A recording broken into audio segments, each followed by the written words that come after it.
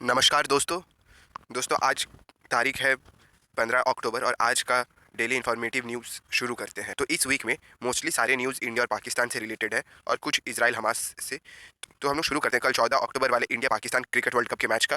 कल पाकिस्तान की team India से 8वीं बार वर्ल्ड कप में हार गई और कल पाकिस्तान एक स्टेज पर 155 पे 2 विकेट था। फिर पाकिस्तान की टीम ने ऐसा सडन कोलैप्स दिखाया कि वो लोग 200 रन भी नहीं बना पाए और 191 पे ऑल आउट हो गए 42 ओवर्स में। फिर इंडियन टीम ने इजीली चेस कर दिया, रोहित शर्मा ने 86 रन बनाए और इंडिया ने 191 का टारगेट 30.3 ओवर में इजीली चेस कर लिया और इसी के साथ इंडिया वर्ल्ड कप के पॉइंट्स टेबल पर अभी नंबर 1 पे चल रहा है विथ 3 मैचेस एंड 3 विन्स। वहीं पाकिस्तान चौथे नंबर पे आ गया है 3 मैचों में 2 जीत के साथ।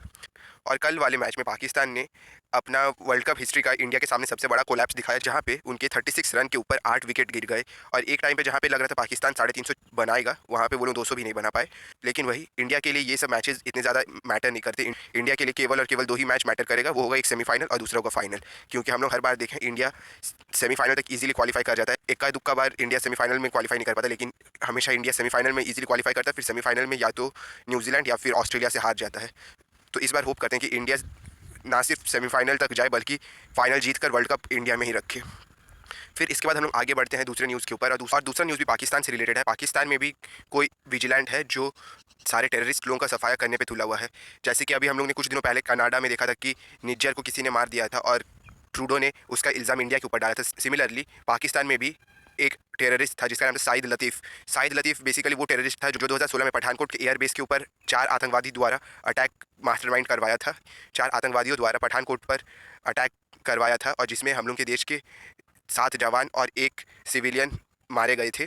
तो किसी अननोन पर्सन ने आकर साइद लतीफ़ के सिर में हेडशॉट मार दिया और Syed Latif on the spot dead कर गए। साइद लतीफ़ के बारे में अगर मैं बताऊं तो साइद लतीफ़ पहले इंडियन जेल में था। 1994 में वो इंडिया के सिक्योरिटी एजेंसी द्वारा पकड़ा गया था और वो इंडियन जेल में ही था। फिर साल 1999 में इंडियन एयरलाइंस IC-814 को 5 आतंकवादी द्वारा हाईजैक कर लिया गया था और उस वक्त उन हाईजैकर्स का कुछ आतंकवादियों को लेकर डिमांड था। उनमें से एक आतंकवादी साइद लतीफ़ भी था, बट तब गवर्नमेंट ने कुछ नेगोशिएशंस किए थे और उस वक्त साइद लतीफ़ को नहीं छोड़ा गया था। उसके बजाय मसूद अजहर को छोड़ा गया था, जिसने 2019 में पुलवामा में अटैक करके हम लोग के देश के 40 जवान को शहीद कर दिया था। तो कोई ना कोई आतंकवादी इंडिया को हमेशा दंश देते ही जाता है, बट हम लोग की कंट्री का क्या पॉलिसी है, इन आतंकवादियों को एग्जीक्यूट करने की जगह पे लाइफ इम्प्रिजनमेंट में रखा जाता है। खैर वापस टॉपिक पे आते हैं। तो तब 1999 में साइद लतीफ़ को नहीं छोड़ा गया था, लेकिन 2010 में इंडियन गवर्नमेंट ने पाकिस्तान के साथ रिलेशन सुधारने के लिए कुछ जो पाकिस्तानी कैदी इंडियन जेल में थे उनको रिहा किया पाकिस्तान को डिपोर्ट करके। इंडियन गवर्नमेंट को लगा था कि जिनको ये लोग डिपोर्ट करें पाकिस्तान उन लोगों को अपने जेल में रखेगा, बट पाकिस्तान जैसे कंट्री से हम लोग एक्सपेक्टेशन ही क्या रखते हैं। जिन आतंकवादियों को डिपोर्ट किया था इंडिया ने पाकिस्तान को, उन सभी को पाकिस्तान ने रिहा कर दिया।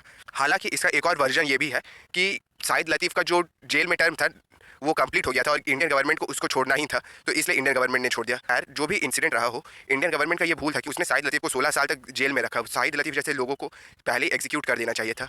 ना जाने इंडियन गवर्नमेंट को इन टेररिस्ट लोगों से क्या उम्मीद रहता है कि ये लोग सुधर जाएंगे, जो कि कभी हो नहीं सकता। और अभी पाकिस्तान के बहुत सारे न्यूज़ एजेंसीज और वहाँ के जो भी सिटिंग नेता है वो लोग इसका इल्ज़ाम इंडिया के ऊपर दे रहे हैं कि इंडिया का रिसर्च एंड एनालिसिस विंग यानी RNW उन्होंने साइद लतीफ़ को मरवाया है।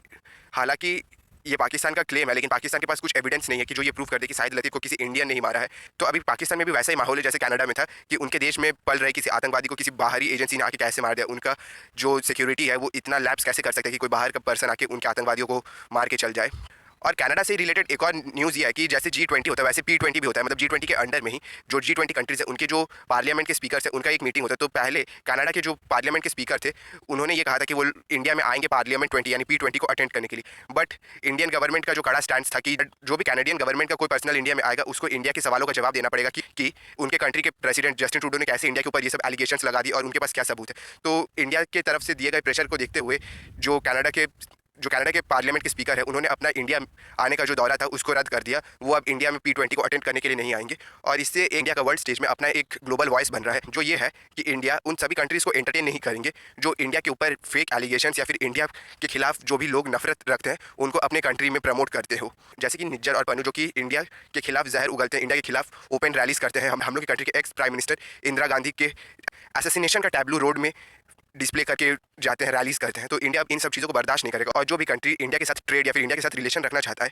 या तो उन कंट्री को इन सब एलिमेंट्स के खिलाफ सख्त एक्शन लेना पड़ेगा, या फिर उनको इंडिया से अपना जो रिलेशन है उसको डिग्रेड करना पड़ेगा, जो कि कनाडा ने चूज़ किया कि अपना रिलेशन इंडिया के साथ डिग्रेड कर they just because of their internal politics. और कनाडा से जब मैं बात करता हूँ तो कनाडा में सारे कैनेडियंस इंडिया से नफरत नहीं करते, स्पेसिफिकली जस्टिन ट्रूडो का जो पार्टी है वही इंडियंस के खिलाफ इतना ज़्यादा नफरत रखता है और वही लोग एक तरह से खालिस्तानियों को प्रमोट करते हैं। जस्टिन ट्रूडो के फादर जब प्रेसिडेंट थे तब उनके अंडर में कनाडा में कनिष्क एयरलाइंस में बॉम्ब ब्लास्ट हुआ था, और वो वाला बॉम्ब ब्लास्ट 9/11 से पहले सबसे बड़ा बॉम्ब ब्लास्ट कहा जाता था, जिसमें एक चलते हुए फ्लाइट में बम रख दिया गया था और उससे 300 से ज़्यादा लोगों का मौत हो गया था।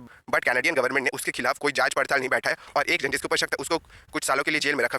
फिर जस्टिन ट्रूडो ने जब प्रेसिडेंसी संभाला तो उस पर्सन को भी रिहा कर दिया गया। तो कनिष्का एयरलाइंस में बॉम्ब ब्लास्ट में कोई भी पर्सन दोषी नहीं है कनाडा के पर्सपेक्टिव से, और जो भी दोषी था उसको कनाडा के लिबरल पार्टी ने इस बेसिस पे छोड़ दिया कि वो उनको सूट करता था। अगर उस पर्सन को जेल में रखते तो उनके वोट बैंक पॉलिटिक्स में इशू हो सकता था और उनको इलेक्शन में लॉस हो सकता था। तो इसीलिए बेसिकली सारे जो भी दोषी थे, सारे तो नहीं, एक ही जन दोषी था जिसको पकड़ा गया था, उसको भी साल 2006 की तरफ रिहा कर दिया गया। इसके बाद हम लोग आते हैं इजराइल और हमास के न्यूज़ के ऊपर। तो इंडियन गवर्नमेंट ने ऑपरेशन अजय लॉन्च किया। ऑपरेशन अजय के अंडर में इंडियन गवर्नमेंट इजराइल में फंसे हुए सारे इंडियंस को इवैक्यूएट करेगा और वापस इंडिया सही सलामत लेके आएंगे। अभी जैसे कि इजराइल ने गाज़ा के नॉर्दर्न एरिया में एक अल्टीमेटम दिया कि अगले 24 घंटे में गाज़ा का नॉर्दर्न एरिया कंप्लीटली खाली कर दिया जाए, क्योंकि इजराइल गाज़ा के नॉर्दर्न एरिया में बहुत बड़ा ड्रोन अटैक करेगा और बेसिकली गाज़ा का जो नॉर्दर्न एरिया है उसका जो मैप है उसको कंप्लीटली इजराइल चेंज कर देगा। जितने सारे बिल्डिंग्स है वो सब निस्तेनाबूद हो जाएंगे। तो पूरे गाज़ा का जो पॉपुलेशन है वो साल 2020 में 20 लाख के करीब बताया गया था, और जो नॉर्दर्न एरिया में वहाँ पे लगभग 10 लाख यानी 1 मिलियन से ज़्यादा लोग वहाँ पे रहते हैं। तो 24 घंटे में 1 मिलियन लोगों को वहाँ से हटाना थोड़ा डिफिकल्ट टास्क है। बट जहाँ तक सभी डिफेंस एनालिस्ट और जियोपॉलिटिकल एनालिस्ट का मानना है कि गाज़ा के नॉर्दर्न एरिया से 1 मिलियन लोग यानी 10 लाख लोगों को 24 घंटे में हटाना नेक्स्ट टू इम्पॉसिबल टास्क है। और गाज़ा के नॉर्दर्न एरिया में अगले 24 घंटे में एक हैवी कैजुअलिटीज़ होने वाला है इजराइल के द्वारा। तो बेसिकली इजराइल का जो ये अल्टीमेटम है वो एक तरह से ये दर्शाता है कि जो वेस्टर्न कंट्रीज़ है वो भी इजराइल के सपोर्ट में, और इजराइल के पास अभी पूरा फुल फ्लेज मौका है, वो जैसा चाहे वैसा एक्शन ले सकते हैं। अगर वेस्टर्न कंट्रीज़ इजराइल के ऊपर थोड़ा भी दबाव बनाते तो इजराइल इस तरह का स्टेटमेंट नहीं दे पाता कि अगले 24 घंटे में नॉर्दर्न एरिया को कंप्लीटली इवैक्यूएट करवा लो। नॉर्दर्न एरिया को इवैक्यूएट करना बहुत ज़्यादा डिफिकल्ट टास्क है। प्लस अगर नॉर्दर्न एरिया के सारे लोगों को इवैक्यूएट करके सदर्न एरिया में लेके जाया जाएगा तो सदर्न एरिया बहुत ज़्यादा ओवर पॉपुलेट हो जाएगा, प्लस वहाँ पर उतने ज़्यादा रिसोर्सेज भी नहीं होंगे कि सारे लोगों को वहाँ पर फीड करवाया जा सके, सारे लोगों को वहाँ पर प्रॉपरली ठीक से रखा जा सके। तो नेक्स्ट 24 घंटों में हम लोग को ये देखना होगा कि इजराइल क्या एक्शन लेता है और कितने कैजुअलिटीज़ होते हैं गाज़ा के नॉर्दर्न एरिया में।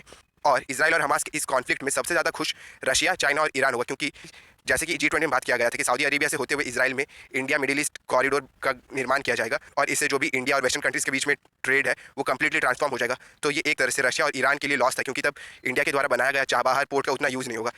लेकिन अब इजराइल और हमास की इस कॉन्फ्लिक्ट ने इस आइडिया को, IMEC के आइडिया को ठंडे बक्से में रखवा दिया है, और अभी बहुत लंबे समय तक इंडिया इस प्लान के ऊपर आगे बढ़ नहीं सकता, क्योंकि अब सऊदी अरेबिया और इजराइल दोनों को एक साथ मनवाना बहुत ज़्यादा डिफिकल्ट टास्क है IMEC कॉरिडोर के लिए।